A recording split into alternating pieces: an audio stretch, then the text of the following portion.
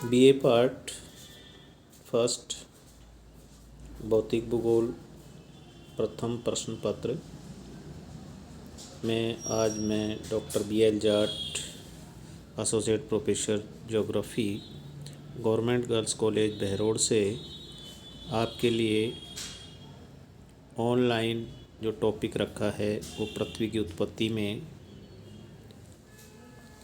जो पूर्व कक्षा में मेट्योर्स उल्काओं तक हो गया था, आज पृथ्वी से स्टार्ट करते हैं।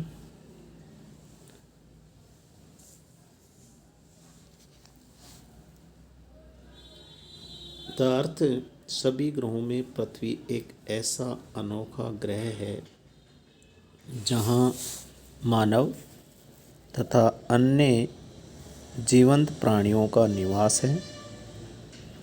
इसके अतिरिक्त यही एक ऐसा ग्रह है जिसका एक वायुमंडल, एटमॉस्फेयर, जलमंडल, हाइड्रोस्फीयर एवं जीवमंडल, बायोस्फीयर हैं। जल की उपस्थिति इस ग्रह को एक अनोखा ग्रह बनाती हैं। पृथ्वी की सतह के कुल क्षेत्र का लगभग 71% भाग पानी से ढका है तथा शेष 29% भाग भूमि है। पृथ्वी सौरमंडल परिवार का 5वां सबसे बड़ा ग्रह है। पृथ्वी का भूपटल तथा इसके भूपटल के ठीक नीचे स्थित ऊपरी मेंटल को स्थलमंडल लिथोस्फीयर कहते हैं। इसकी संरचना परतदार है। लिथोस्फीयर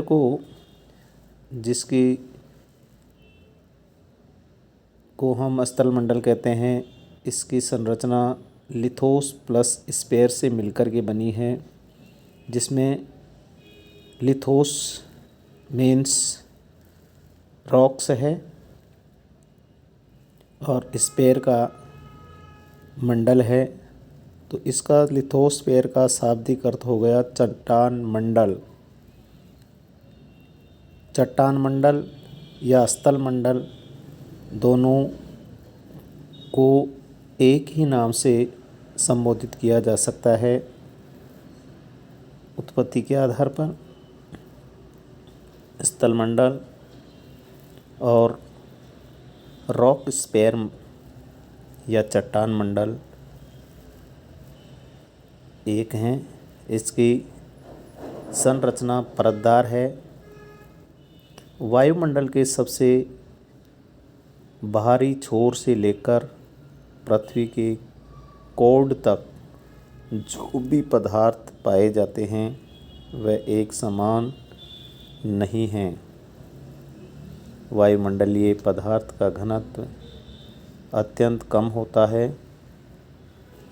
सतह से लेकर पृथ्वी के अंदर तक विभिन्न क्षेत्र हैं तथा प्रत्येक क्षेत्र में विभिन्न प्रकार की विशेषताओं वाले पदार्थ मिलते हैं।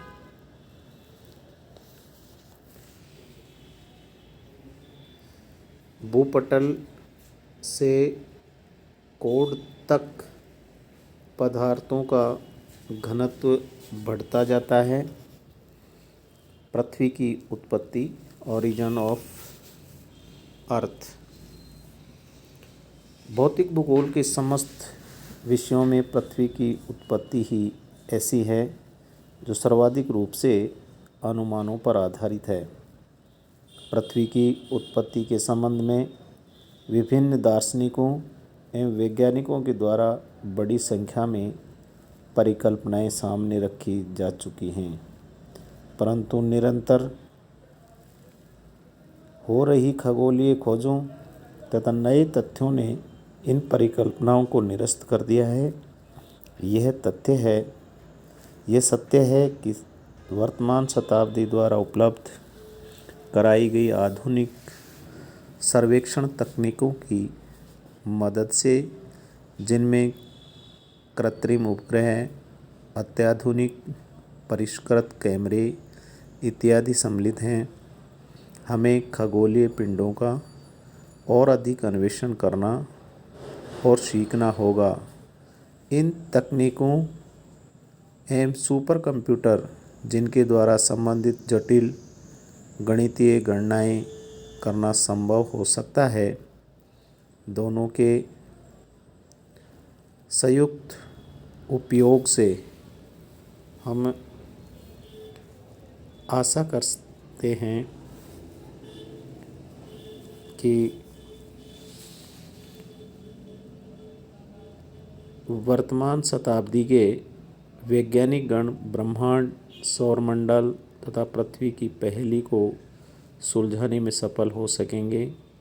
ये ध्यान देने योग्य है कि पृथ्वी की उत्पत्ति को जानने के विषय में किए जा रहे हमारे प्रयासों में हमें अनंत अंतरिक्ष, असीमित समय, उच्च तापमान तथा अज्ञात गुरुत्वाकर्षण क्षेत्रों की समस्याओं का सामना करना पड़ता है।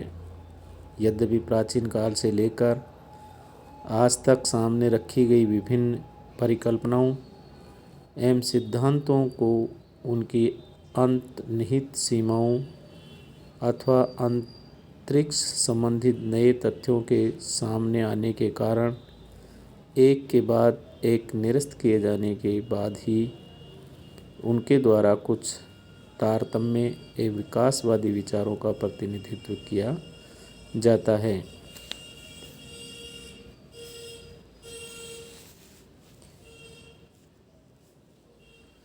पृथ्वी की उत्पत्ति के सिद्धांतों को दो वर्गों में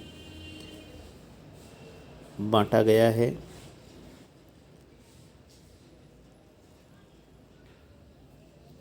एक विकासवादी अथवा प्राकृतिक सिद्धांत, इवोल्यूशनरी और नेचुरल थ्योरी, जिनके द्वारा ये माना जाता है कि ग्रहमंडल तारों से विकसित हुआ है।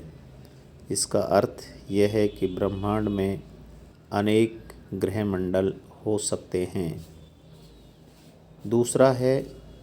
दूसरे समूह में आकस्मिकतावादी अथवा प्रलयवादी सिद्धांत, जिसको हम द्वैतारक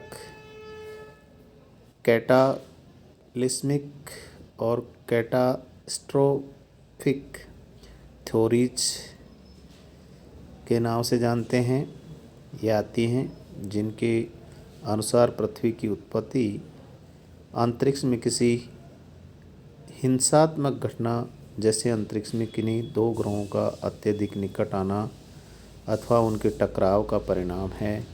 हालांकि अंतरिक्ष में दो ग्रहों के मध्य के अनंत अंतराल के कारण ग्रहों की उत्पत्ति का इन अनर्थकारी कारणों से होने की संभावना लगभग नगण्य है। बीए पार्ट फर्स्ट की सभी छात्राओं को मैं इस ऑनलाइन टीचिंग प्रोग्राम के लिए धन्यवाद देता हूँ। सभी बीए पार्ट फर्स्ट की सभी छात्राएं इस पृथ्वी की उत्पत्ति, ओरिजिन ऑफ अर्थ के बारे में जो सिद्धांत दिए गए हैं, विकासवादी और प्रलयवादी सिद्धांत, एक तारक और द्वितारक सिद्धांतों को क्रमशः अध्ययन करेंगी। धन्यवाद।